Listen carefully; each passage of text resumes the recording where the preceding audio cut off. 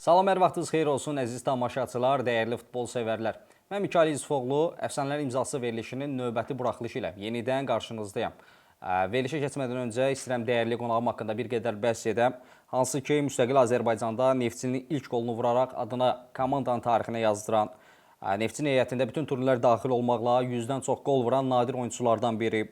94-98-ci ildə Azərbaycanda ilin futbolçusu seçilmiş. Karvanın ilk baş məşqçisi, Xəzər Lənkəranda baş məşqçi olmuş Super Solaxay Yunis Hüseynov. Xoş gəlmisiniz Yunis bəy, sizi salamlayırıq. Nə xoş bizə ki, bu verilişdə qonağımız sizsiniz.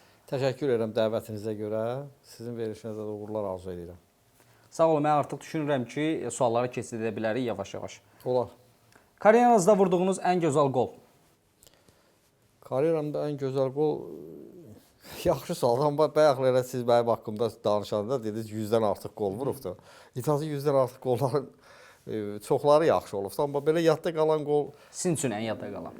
Deyim də sizə. Demək, mən SSR çempionatından danışacağam. SSR çempionatında yadıma gəlir ki, biz Dinamo Minsk ilə oynuyorduk Minskdə. Vış liqada olan vaxtımız.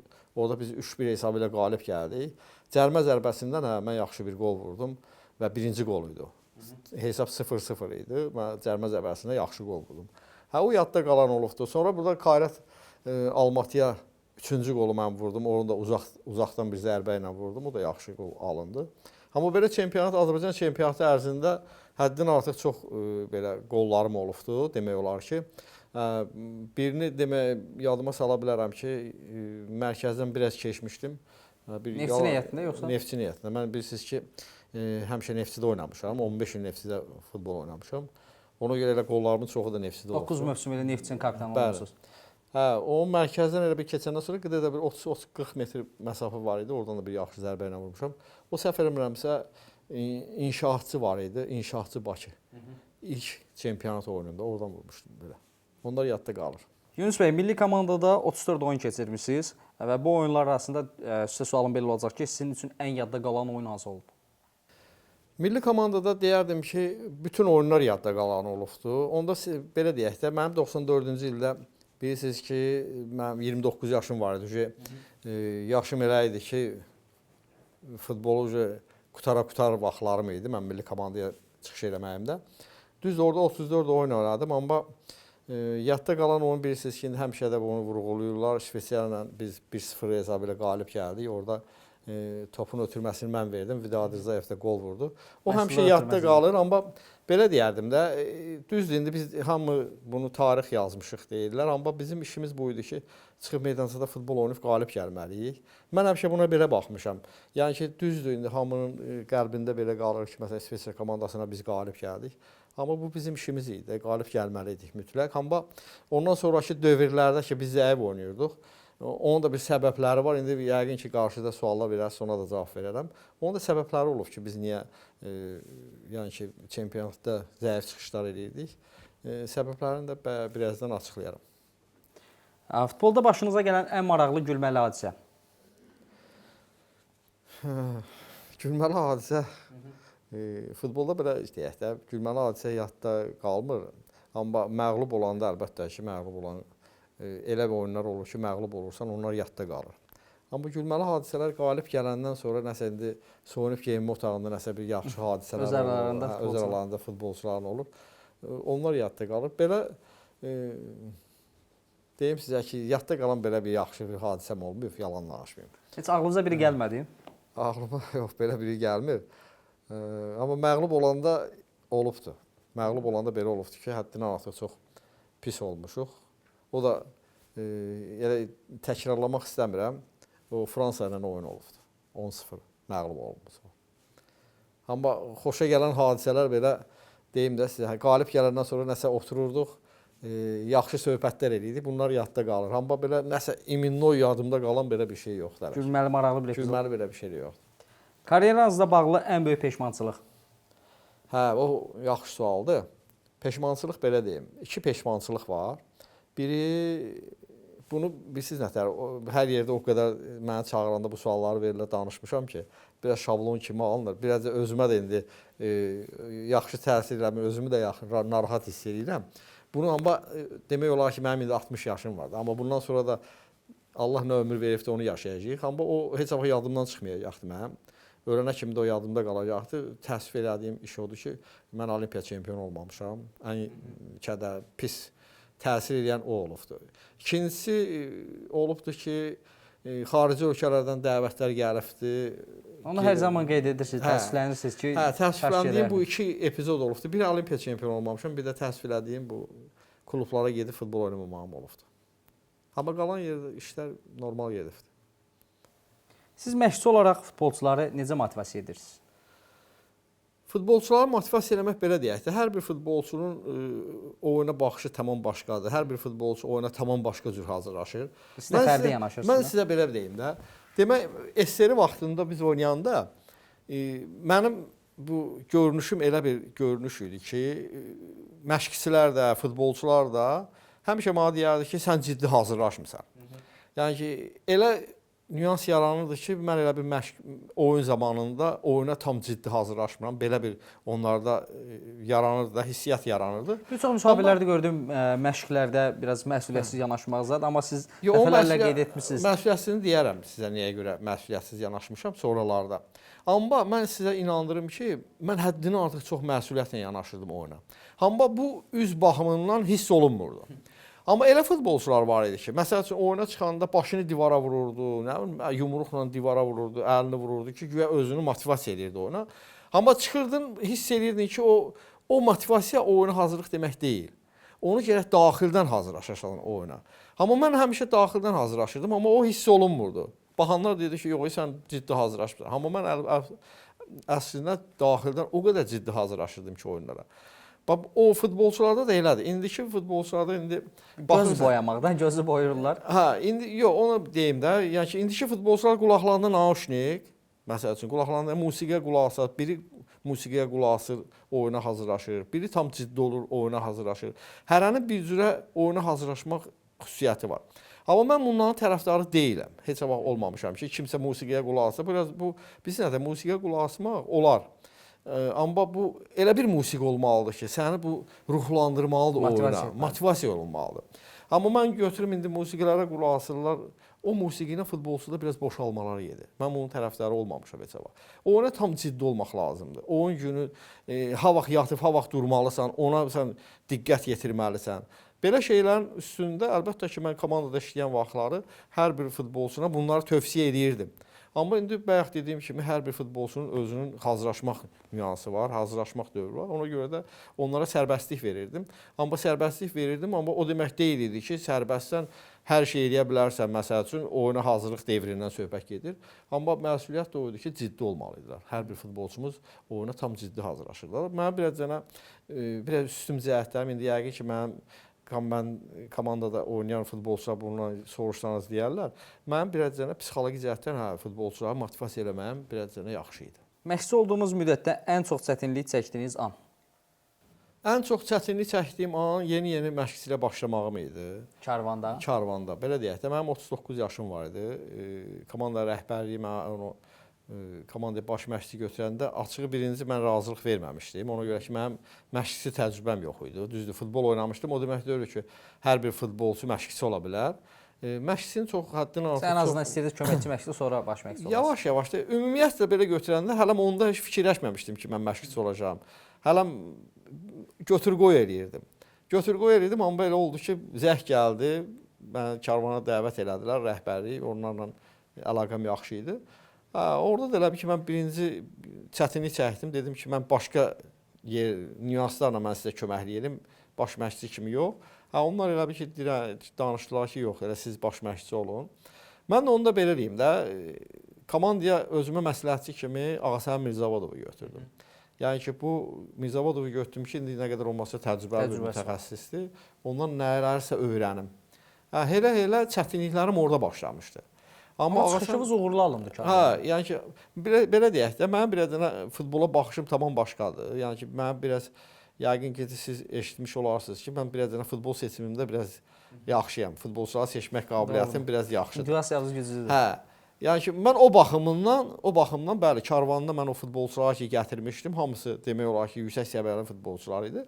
Amma az məbləğə gətirmişdim. O demək deyil ki, çox məbləğə gətirmişdim. Az məbləğə oynayan futbolçular idi, amma Perspektivli onlar da özlərini yaxşı tərəfdən göstərdilər. Hə, çətinliklərim elə o vaxtlar oldu. Ondan sonra yoluna düzəldi. Oxudum, ondan sonra getdim mən kateqoriyaların hamısını aldım. B idi, sonra A kateqoriya, sonra pro kateqoriyalarını oxudum. Ukraynada mən oxuyub almışam bura. Hakimlərlə yaşadığınız maraqlı bir anı və yaxud dialoq. Hakimlərlə çox dialoqlarım olubdu, həddindən artıq çox olubdu. Yaxşı da olan olubdu, pis də olan olubdu. Amma bir moment yadıma gəlir ki, biz karvandaydı, mən Xəzər Lənkəran oyuna getmişdik. Xəzər Lənkəran oyuna getmişdik. O vaxt biz də güclüydük, Xəzər Lənkəran da güclüydü. Səhv eləmirəmsə yadıma gəlmir, hakim adı yadımdan çıxıbdı dəqiq. Mən elə bir hakimlər otağına girdim görüşməyə, hamısıyla görüşdüm. Gördüm ki, hakimlərin rəngləri ağappaqdır, belə. Düm ağappaq olubdu. Dedim, nədən qorxsan, niyə ağarıbsan? Deyir, yox, çətin oyundu, çətin oyundu. Hər şey çıxdı, başımızı oyunu açdı, uduzduq. Azərkeşlərlə yaşadığınız yarıda qalan maraqlı bir epizod. Mən azərkeşlərlə həmişə yaxşı olmuşam. Azərkeşlər bilirsiniz də, futbolun gözəlliyi onun azərkeşləridir. Mən onu həmişə demişəm, 12-ci oyunçu azərkeşlərdir. Azərkeşlər meydançaya gəlirlər, qalibiyyət gözləyirlər, yaxşı oyun gözləyirlər. Deyim sizə ki, hər bir komanda mütləq və mütləq qalib gələ bilməz. Amma azərkeş yaxşı oyuna görə komanda məğlub olanda onu yenə də dəstəkləyir. Azərkeşlərlə də mənim həmişə deyərdim ki, atnaşıram yaxşı olubdu. Amma belə deyək də, mən həmişə də fikirləşmişəm ki, o futbol oynayan vaxtlarında azərkeş gərək futbolçunu tənqid eləməmiş futbolçu karyerasını qutarsın. Mən karyeramı elə vaxtı qutardım ki, həmişə alqışlarla qutardım. Çox mübahisəli bir şeyiniz yoxdur. Hə, azərkeşlərin həmişə alqışını eşitmişəm. Ona görə də futbolu elə vaxt atdım ki, həmişə məni alqışla yola saldılar. Yadınıza düşmür amma Azərkeşlə birə-birdə bir maraqlı dialoq ya epizod? Yox, belə dialoqlarım olmayıbdı Azərkeşlərlə bağlı. Bir dənə Gəncədə elə bir mən işləyəndə, Gəncədə mənə elə bir Azərkeşlər çağırdılar. Əslində mən Xəzər Lənkəranda da işləyəndə məni çağırmışdılar. Azərkeşlərlə görüşümüz oldu. Onlar elə bir ki, ancaq və ancaq qələbə istəyirlər. Yəni ki, oturduq, dialoq danışdıq, sual-cavab elədilər ora-bura. Yəni ki, mən fikirlərimi onlara başa saldım ki, hansı fikirlərlə biz istəyirik işimizi quraq. Onlar da razılaşdılar, belə hamısı ağsaqqallar idi, yəni ki, deyim, belə futbolu bilən insanlar idi və Kəpəzdə də onun kimi, Kəpəzdə də oturduq, gəldilər mənlə, oturdular bir 15 nəfər, söhbətlərimiz oldu. Belə dialoqlarımız olub, amma belə deyim sizə ki, Azərkeşlə mənim aramda nəsə konflikt belə bir şeylər olmayıbdı. Futbolçu və məşqçilik arasında ən böyük fərq nədir? Futbolçu olanda, belə deyək də, oyunu oynayırsan, məğlub oldun və yaxud uduzdun, qalib gəldin, çıxdın, getdin bir gün. Bir gündən sonra həmən elə insan oldu. Məşqçi elədir ki, məşqçi düzdür, udanda indi yaxşıdır, o söhbət yoxdur. Əsas o birinci gərək pislərdən götürəsən. Yaxşı serimlə yaxşıdır. Məşqçi olan deyirsə, qarmanın da məğlub olanda onu gələn oyuna kimi fikir eləyirsən. Gələn oyun olana qədər oyunu analiz edirsən, fikirləşsən, nəyə görə biz burada uduzduq. Çətinlikləri çoxdur. Tək məsuliyyət deyil, ofşor komanda məsuliyyətidir. Demək gör nə qədər futbolçular var, bütün məsuliyyət sənin üzərində olur. Ona görə də məşqçi ağırdır. Futbolçu olanda mən indi düzdür o vaxtları biraz məşq proseslərinə bayaq siz sual verdiniz, məşq proseslərinə biraz qeyri-ciddi yanaşdım. O da 88-ci ildən sonra oldu qeyri-ciddi yanaşmam. Olimpiyada ki getmədim. Mənim qarşımı kəsdilər, gedə bilmədim. Ruh düşkünlüyü yaşandı. Biraz ruh düşkünlüyü. İnandırım sizi ki, o vaxt mən futbolu da turlamaq istəyirdim. Dedim, məşq daha oynamıram. Belə bir fikirlərim də oldu. Cavan idim, 23 yaşım var idi. Amma o vaxtları mən fikirləşirdim ki, yox, məşqçi deyir, eləmirsən, belə baxırdım. Amma ondan sonraki məşqçi olursan, məşqçi olandan sonra həqiqətən də fikirləşirsən ki, yox, o vaxtki məşqçilər arxasında düz deyirmiş. Sənin yaxşılığını istəyib deyirlər. Yəni yaxşı futbolçu olmağın üçün, yetişməyin üçün bu fikirləri sənə həmişə söyləyirlər. Ona görə də məşqçi deyilənləri gərək futbolçulara qulaq asalar. Futbolçu olmasaydınız hansı sahə ilə məşğul olardınız? Futbolçu olmasaydım yəqin ki, alverçi olardım. Belə deyək də, mən yaxşı oxumuşam. 5-ci, 6-cı sinifə kimi mən əlaçı olmuşam. Bizdə ailədə bir qrupda istəyirdi mən yaxşı oxuyum, bir qrupda istəyirdi mən futbolçu olum. Mənim böyük qardaşım Allah ürənəzə rəhmət eləsin. Allah rəhmət eləsin. Bir il bundan qabaq rəhmətə getdi. O futbolçu olub. Kəpəzin neçə illər Bilirəm, kapitanı bilirəm. olub. Mənim ortancıl qardaşım da futbolçu olubdu. Amma o təhsilə üstünlük veribdi. Böyük qardaşı tez bitirib özdə karyerası. 29 yaşında bitiribdi. O tez ortancıl qardaşım elə bir təhsilə üstünlük verdi. Mən də elə bil ki 6-cı sinifə kimi yaxşı oxuyurdum, əlaçı idim. Ondan sonra elə bir küçədə futbol oynadıq, orada futbol, burada futbol, ta ki başladım futbol oynamağa. Onda dedilər ki, sən ya handbal olarsan, ya futbolçu olarsan. Mən də öz üzərimə düşəni məsuliyyəti hiss elədim, başladım yaxşı məşqlər eləməyə ki, mən bu yolu seçmişəmsə, demək ya yaxşı futbolçu olmalıyam.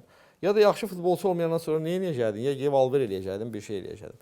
Bizim küçəmizdə o vaxt Gəncədə Alverçilər küçəsi idi. Alver eləyirdik. Mənim 15-16 yaşım olanda alver eləyirdik. Bax belə. Amma ali təhsilim də var, biləsiniz. Yəni ki, mən ali təhsilliyəm. O alver mənasında Hansı deyirəm. ixtisası bitirmişsiniz? Mən Texnologiya Universitetini qurtarmışam. Keçək növbəti rubrikamıza, hansı ki seçim arenası. Hansı ki burada artıq mən sizə oyunçuların adlarını siyahlayacağam və birini oynadırsınız, birini ehtiyatda saxlayırsınız və birini də satırsınız. Neuer, Casillas, Buffon. Kim oynadır? Buffonu oynadaram. Ehtiyatda kimi saxlayırıq? Neuer, Casillas. Casillas. Neuer'i də satırıq. Neuer'i sataram Almaniya. Müdafiəçilərdən Van Dijk, Cannavaro, Maldini. Maldini oynadaram. Cannavaro'nu saxlayaram. Ehtiyatda Van Dijk Van Dijk'i satılır. sataram. Yarım müdafiəçi rolunda Scholes, Gerrard, Lampard. Gerrard'ı oynadaram. Lampard'ı saxlayaram, Scholes'u sataram. Zidane, Kaka, Kevin De Bruyne. Zidane, Kakanı saxlayaram, De Bruyne'i sataram. Ronaldo, Messi, Mbappe. Ronaldo yaşatır. Yox, Cristiano. Cristiano Ronaldo. Messi, Mbappe. Messi'ni oynadaram, Ronaldo'nu saxlayaram, Mbappe'ni sataram. Köynələri saxlayırsınız. Onda keçək ən sona. Vidadi Rzayev, Bəxtiyar Musayev, Mahmud Qurbanov. Üçünü də saxlayaram. Üçünü də oynadaram. Onlar heç birini çıxartmaram, belə saxlayaram. Özümüzünkiləri də ona görə. Satmağa ehtiyac yoxdur. hamısını. Satmağa ehtiyac yoxdur. Keçək növbəti rubrikamıza, günümüz futbol. Günümüz futbolda aid ilk sualımız belə olacaq ki, millimizin uğursuzluğunu nədə görürsünüz? Millimizin uğursuzluğunu belə deyək də, bu dəqiqə açığı uğurlu nəsə də görməmişik indiyənə qədər. Deyim sizə ki, bizdə həmişə uğurlu olubdur, bu səfər uğursuz oldu. Amma bu səfər biraz tam başqa oldu. Nəyə görə ki, Millətlər Liqasında biz məğlubiyyətlərlə başladıq.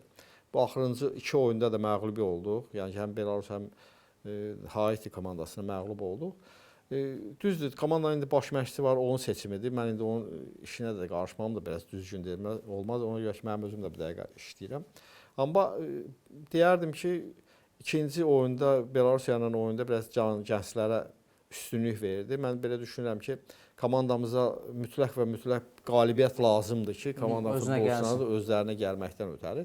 Belə deyək, mən oyundan qabaq da fikrimi bildirmişdim ki, qalib gələ bilərik. Biz Belarus komandası da o komanda deyil idi ki, biz onlara məğlub olaq.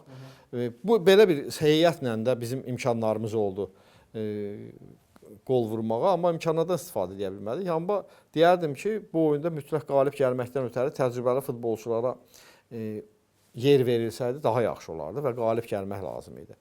Amma onun səbəbini də mən deyərdim ki, biraz futbolçu qıtlığımız da var bizdə. Deyim sizə ki, indi bizdə barmaqla sayılası bu dəqiqə milli komandaya oyunçularımız var. Deyim sizə ki, 50-100 nəfər futbolçu yoxdur ki, onun arasından kimisə seçmədik və bu səhv seçimləri oldu. Seçimlərimiz eynidir. Düzdür, indi bəzi futbolçular var ki, yeni gəlmişdilər milli komandamıza. Amma qeyd etdiyiniz kimi az da 1-2 seçim var. 1-2 seçim var. Ondan da başqa komandada lider yoxdur. Deyim sizə ki, hər bir komandada həm klub komandasında, həm milli komandada lider olmalıdır, 100% olmalıdır. Həmin o lider meydançada məşqçi əvəzidir. Amma aparıcı oyunçu. O demək deyil ki, məsəl üçün lider çıxdı meydançaya, mən liderim, kapitanam. Amma özün oyunu o dərəcədə də deyil ki, sizə deyim ki, kiməsə göstəriş verdi meydançada. Lider elə bir oyunçu olmalıdır ki, həm meydançada özünü yaxşı tərəfdən göstərməlidir, nümunə kimi olmalıdır. Həm də komandaya meydançada rəhbərlik kimi eləməlidir. Bu keyfiyyətlər bizim hələ ki belə bir keyfiyyətli futbolçu da görmürəm milli komandamızda. Mənə elə gəlir ki, bu çatışmamazlıqlar bunlardır. Bunlar olandan sonra mənə elə gəlir düzələr. Amma gələn ildən isə düz fikrimi bildirmişəm. Gələn ildən mənə elə gəlir ki, daha çətin olacaqdı. Ona görə ki, bu legioner limitini ki ləğv elədilər. Orada mən düşünürəm ki, biraz milli komandamıza çətinlik yaranacaqdı. Bilirsiniz ki, indi hər bir komandada 4 futbolçumuz oynayırdı, amma mən inanaq ki, gələcəkdə də klublarımıza bir 4-5 futbolçu əsas heyətdə oynayacaqdı, amma bu gedişat onu göstərmir. Mən görürəm ki, bu limit götürülübsə, çox komandalar mənə gəlir ki, legionerlər çox oynadacaqlar. Və sonda növbəti sualım belə olsun ki, məhz uşaq futbolunun inkişafını nədə görürsünüz? Uşaq futbolunun inkişafını 92-ci ildə biz yeni müstəqil olanda federasiyada rəhmətli Fuad Musayev klub prezidenti idi. Futbol Federasiyasının prezidenti idi. 5 mərtəbənin yanında da ofis idi. Elə bil o vaxtı iclas idi bir dəfə. İclasda məni də çağırmışdı. Mən deyəndə indi futbolçular da var idi orada. Mən də orada iştirak edirdim. Hər bir fikri var idi. Hər bir fikir söyləyirdi. Futbolumuzu nətər inkişaf edək? Yeni başlayırıq, çempionatımız olacaq, Azərbaycan çempionatı. Mən o vaxtı belə bir söz işlətdim. Rəhmətli Fuad Musayevə dedim ki, Fuad müəllim, biz bu günləri əgər uşaq futboluna diqqət yetirməsək, indi başlayırıq. Sabahları gec olacaq. Əgər biz sabahları bu işə başlasaq, demək bir gün gecişirik. Biz demək, mən onu 2092-ci ildə demişəm. 92-ci ildən də bəri 33 il keçib də səhv eləmirəm. 33 ildir ki, biz deyirik ki, uşaq futboluna diqqət yetirək. Gör nə qədər gecikmişik. Gör nə qədər 33 il gecikmişik. İndən sonra da deyirik ki, uşaq futboluna diqqət yetirək. Başa düşdünüzmü? Uşaq futboluna diqqət yetirmək o demək deyil ki, sözü kəsirəm. Məsələ bayaq dediyimiz söhbətə qayıdırıq ki, artıq seçimlər 1-2 nəfər qalıb bizdə ehtiyatda. Yəni milliyə dəvət edə biləcəyimiz. Ona görə də uşaq futbolumuzdan məncə bu qaynaqlanır. Uşaq futbolunu biz nətərdir? Bax, belə deyək də. AFFA, o düz deyil, federasiyadır. Federasiya gəlib uşaq futbolunu yetişdirmir. Uşaq futbolu akademiyalar klublarda olur. Klubların akademiyası olmalı. Hər bir klubun akademiyası olur. Barcelonadır. Siz baxın da bütün dünya futbolunun klublarının hamısının özünün akademiyası var. Bizdə məsəl üçün o vaxtları var idi. Bakı komandasının akademiyası yaxşı idi. Qəbələ komandasının akademiyası çox yaxşı idi. Onlar seçilənlər idi, bəlli oldu. Yəni ki, indi fikir versəniz, bütün Azərbaycan çempionatında oynayan uşaqlara bir dənə baxın. Hansı akademiyadan çıxıblar? Çoxu Bakıdan çıxıbdır və çoxu da Qəbələdən çıxıb. Akademiya orada olub deyə. Baxın, Mahir Əmləri hansı klubdan? Bakıdan çıxmışdı. Bəli. Yəni ki, Cəfər Quliyevdir, bu Tural Lənkəranın akademiyası yaxşı idi, onlardan çıxıblar. Yəni ki, bu akademiyalar olmasa klublarda futbolun inkişafı biraz çətin olacaqdır. Bunu da klublar eləməlidir. Bütün klubların akademiyaları olmalıdır. Akademiyada da biz nətərdir? Hər bir akademiyanın, hər bir klubun heç olmasa 5 dənə, 3 dənə, 4 dənə meydançası olmalıdır. Ən azından. İnfrastruktur güclü olmalıdır. Aysa, akademiyada o demək deyil ki, mənim akademiyama bir dənə forma verdim, sabah gəlin məşq edin. 3 də məşq edin, daha yaxşı, elə bir olmur. Akademiyada yeməlidir, içməlidir, dərsini oxumalıdır, qalmalıdır. Elə olanda əlbəttə ki, futbolumuzun inkişafı əla olacaqdır. O günləri mən oxuyuram, 15 yaşlı bir uşaqdır, Gürcüstanlı. Juventus alır. Juventus Kolxeti Poti'də oynayır, o günləri yazmışlar. İndi Juventus onu öz komandasına dəvət edir. Demək, orada o potensial var o uşaqlarda. İndi bəlkə də indi mən deyənmərəm, Azərbaycanda da potensiallı uşaqlar var. İndi onları tapıb ortaya çıxartmaq lazımdır. Onu da tapıb ortaya çıxartmaqdan ötəri yaxşı akademiyalar olmalıdır. Bizdə də indi bu dəqiqə deyərdim sizə, bir-iki klublarımız var ki, indi başlayırlar yaxşı akademiyalar eləməyə. Əlbəttə ki, yaxşı akademiya olsa, yaxşı məşqçilər olmalıdır. O demək deyil ki, akademiyanı açdım, mən məşqçini qoydum, gəldi bir dənə məşq elədi, getdi. O ondan olmur. Məşqçilər olmalıdır. Zəncirvarıda hər şey tam olmalıdır. Savadlı məşqçilər olmalıdır. Uşaq futbolunu bilən məşqçilər olmalıdır. O demək deyil, pro kateqoriyalıdır, gəlsin uşaqlarda işlə. O, əgər uşaq futbolunda işləməyibsə, ona çətinlik olacaqdır. Əgər o yaşlı qruplarda işləyib və yaxud da Viş liqada işləyibsə, o uşaq futbolunda ən az uşaq futbolundan təcrübəli olmalıdır. Onda olsa, əlbəttə ki, futbolda inkişaf olacaqdır. Bugünkü Azərbaycan futbolunda sizi ən narahat edən problem? Narahat edən problem odur ki, futbolçularımız o səviyyədə deyillər. Deyim sizə ki, bizim məsəl üçün rəqabət azdır. Rəqabət məsəl üçün də belə deyək, azdır. Mən yerli futbolçulardan söhbət gedir. Yerli futbolçular rəqabəti aparmağı birəcənə çətinlik çəkirlər. Nə tər çətinlik çəkirlər? O şeyə görə. Yəni istəmirlər ki, rəqabət aparsınlar. Rahatlığı tam mübarizə aparmırlar. Hə, mübarizə aparmırlar, rahatlığı istəyirlər. O rahatlıqla da heç vaxt futbolçu böyümür. Yaxşı futbolçu ola bilmir. Ona görə də narahat edir. Məni çox narahat edir ki, həmin o futbolçular gərək öz üzərlərində çox işləsinlər. Həddindən artıq işləsinlər, əziyyətə dözsünlər. Fikir olmalıdır ki, mən əgər balaca bilsin nətər deyib sizə də, bununla razılaşmamalıdır, daha da böyüməlidirlər. Yəni ki, mən bu günləri burada oynayıram. Mən sabahları məsələn ki, Türkiyədə oynayım və birisi gün oynayım İtaliyada, ondan sonra gedim top klublarda oynayım. Bax, belə bir fikirlərlə, belə bir şeylərlə məşq prosesinə yanaşdılar. Arzu istəklər yuxarı səviyyədə olmalı. Hə, elə olsa əlbəttə ki, sən gedib istəyinə çatacaqsan. Yoxsa bununla razılaşırsansa, məsələn 10 manatsa 10 manatla mən razılaşıram. Onunla üzə futbolçuda inkişaf olmur. Azərbaycanda futbolçu olmaq hansı çətinlikləri ilə fərqlənir? Çətinliklərlə fərqlənmir, heç bir çətinlik yoxdur. Əgər futbolçunun qabında varsa, heç bir çətinlik yoxdur orada. Fərqlənməyə belə bir şey görmürəm açığı. Əgər o uşağın qabında nəsə varsa, o uşaq talantı varsa, əgər onun istəyi varsa, sevgisi varsa futbola, o əlbəttə ki, gəlib futbolçu olacaqdır. Burada çətin olan belə bir şey yoxdur. Sizcə müasir futbolla sizin oynadığınız dövr arasında nə fərqi var? Bizim dövrümüzdə belə deyək də, hamı elə bizim dövrümüz deyir ki, yaxşıdır. Məsələn, sən sabahları məndən sonraki nəsildən soruşsan, deyəcək bizim dövrümüz daha yaxşı idi. Məndən qabaqdakı nəsildən soruşsan, deyəcək bizim dövrümüz daha yaxşı idi. Yox, məncə hamının belə deyək də, razılaşdığı bir məsələ var ki, keçmiş dövrdə millimiz də məğlub olurdu, amma mübarizə var idi meydanda. Mübarizədən də əlavə bizim o vaxtları heç bir şəraitimiz yox idi. Biz elə ondan mübarizə aparırdıq. Amma futbol savadı deyəndə, əlbəttə ki, o vaxtki futbolla indiki futbolda fərqlər çoxdur. Həddindən artıq çoxdur. Oyun baxımından belə deyəndə, o vaxtı birəcənə həddindən artıq mübarizələr daha çox idi. İndi mübarizələr azdır. İndi məsəl üçün deyim sizə ki, futbolçuya çətinlik çəkmirlər də. Bir dənə əl dəyən kimi hakim oyunu saxlayır, amma o vaxtlar elə bir şey yox idi. O vaxt daha sərt oyun var idi. Sərt oyunlar var idi. O vaxtı dözümlük var idi. O vaxtı futbolçuların mən belə deyim də fiziki durumu indikindən daha da çox idi. Daha da yaxşı idi. Niyə görə? Mən o vaxtları eşitməzdim ki, indi oynadığım dövrləri mən deyirəm. Mən o vaxtları eşitməzdim ki, kimdə Kristobrazni əməliyyat olundu. Bax, bu getdi 6 ay, 7 ay futbol oynayır. Bizdə o vaxt ən belə uzağı olan zədə menisk olurdu. Dizindən menisk alırdı. Onda Moskvada bir nəfər var idi, o əməliyyat edirdi. Başqa bizdə Əldəki o stadionlarda. Hə. Başqa belə zədə alan futbolçular yox idi. Mən inandırım sizi ki, mənim 60 yaşım var. Mən indi futbolçulardan soruşuram ki, o siz dartırsınız, ayağınızı dartır. O hansı hisslər olur? Məsələn, dartılanda nə olur? Necə hisslər keçirirsiniz siz? Yəni ki, əzələ dartır. Mənim 60 yaşıma neçə illərdir futbol oynayıram. Həm indi də oynayıram mən. Mən o vaxtları o qədər də bu meydançaya çıxanda o qədər də hərəkət eləmirdim. Mən hərəkət eləmirəm, hələ ömrümdə bir dəfə dartmamışam. Amma indiki futbolçularda bir dənə ayağını yerə pis basanda dartılır. Bu nədən əmələ gəlir, onu da deyə bilmərəm. Yəni ki, anlayışım yoxdur. Hə, o vaxtki futbolçuların əlbəttə ki, əzələləri idi, futbol duyumları idi, futbola baxışları idi, tamam başqa bir şey idi. Əgər futbol qaydalarında bir dəyişiklik etmək istəsəniz, bu nə olardı? Belə dəyişiklik, belə bir şey var sistemini yığışdırardım. Ümumiyyətlə, bilirsiniz nəyə görə?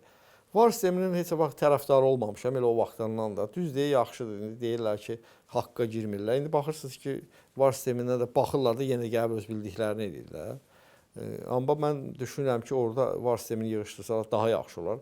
Təsəvvür et ki, oyunçu qış vaxtında qolu vurur, sevinmir. Gözləyir ki, VAR baxsın. 5 dəqiqə hava indi soyuq olanda da, indi qar zad yağan vaxtda çempionat olur. 5 dəqiqə oyunun tempi də düşür. 5 dəqiqə gözləyir, bunun təri soyuyur, təzədən qolu sayırlar, bu təzədən başlayır qışqırmağa, sevinməyə. O futbolun gözəlliyini itirir, başa düşürsən? Bax belə şeylər var. Azərbaycanda yaxın gələcəkdə Avropanın top liqalarında oynaya biləcək futbolçu görürsüz? Top klublarında oynayan futbolçu görmürəm. Amma orta komandalarda ya top klublarda yox, Türkiyənin orta bir komandasında, Rusiyanın bir orta komandalarında oynayan bir futbolçu var. Barmaqla sayılasın. Hazırda dünya futbolunda hansı baş məşqçinin taktikalarını bəyənirsiniz? Belə deyək, taktikalarını bəyənmək deyəndə taktikaların hamısı eynidir.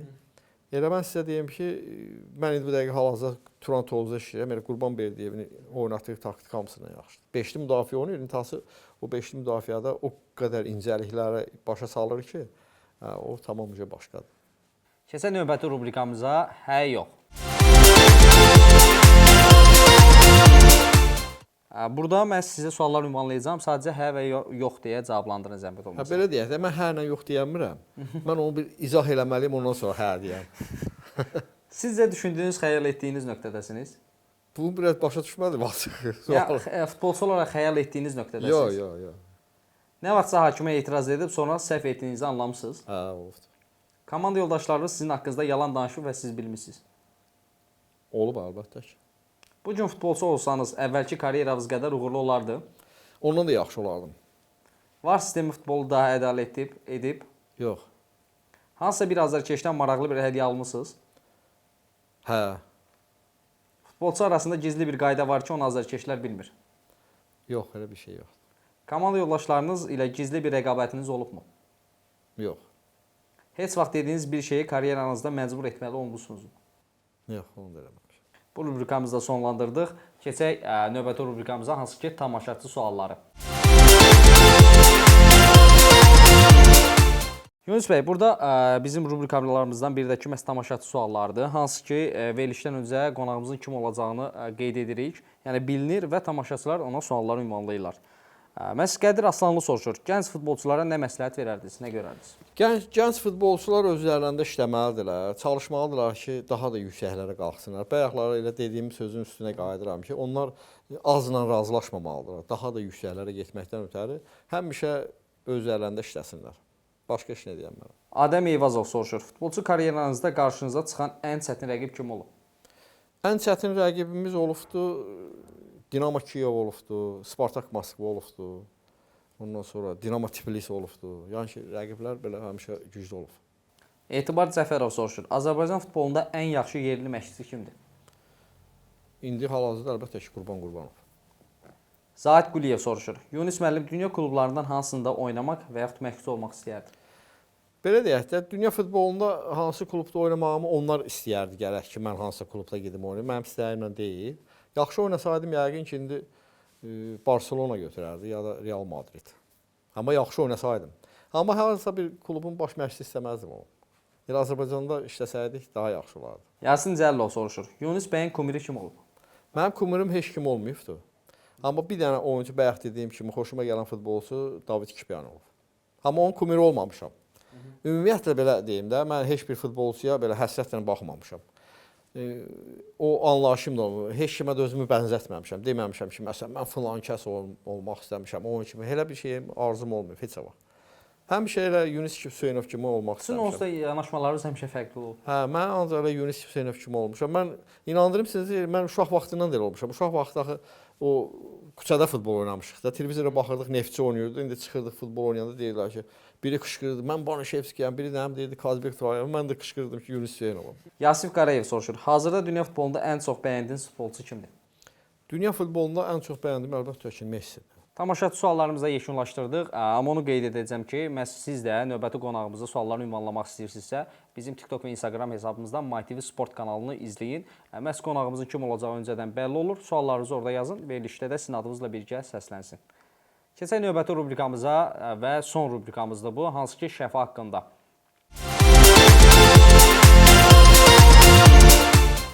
Yunus Hüseynov, bilirsiniz ki, Şəfa 2-ci liqada çıxış edir, Şəfa Futbol Klubu və uğurlu çıxış edir. 2-ci pillədədir.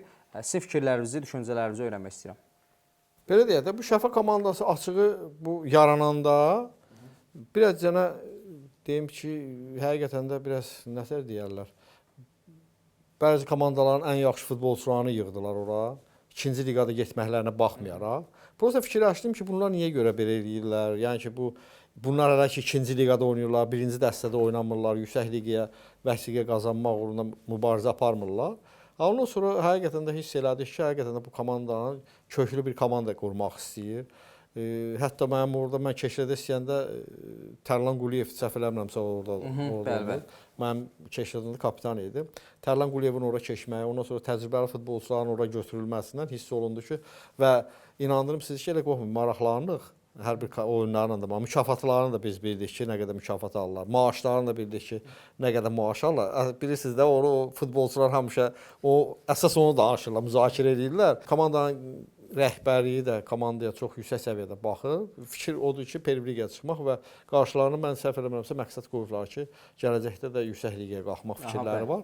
Amma oyunlarını da bayaq heç verilişimiz başlamamışdan qabaq mən sizə yadınızdadırsa dedim ki, Şəki ilə Şaxtar oyununu da baxmışdım. 95-ci dəqiqədə Şaxtar vurmuşdu.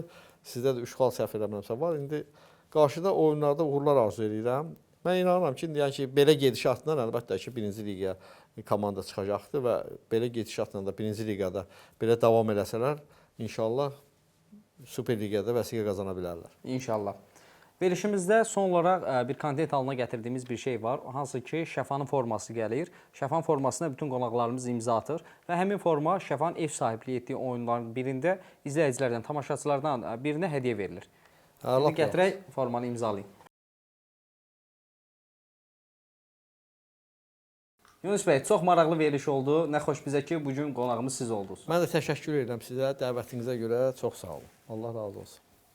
Sonda onu qeyd edim ki, növbəti buraxılışda məhz qonağımızın kim olmasını istəyirsə, rəy bölməsində qeyd edin və Instagram, TikTok üzərindən də MyTV Sportu izləmədə qalın. Növbəti buraxılışlarda görüşmək diləyilə. Sağ olun, salamat qalın.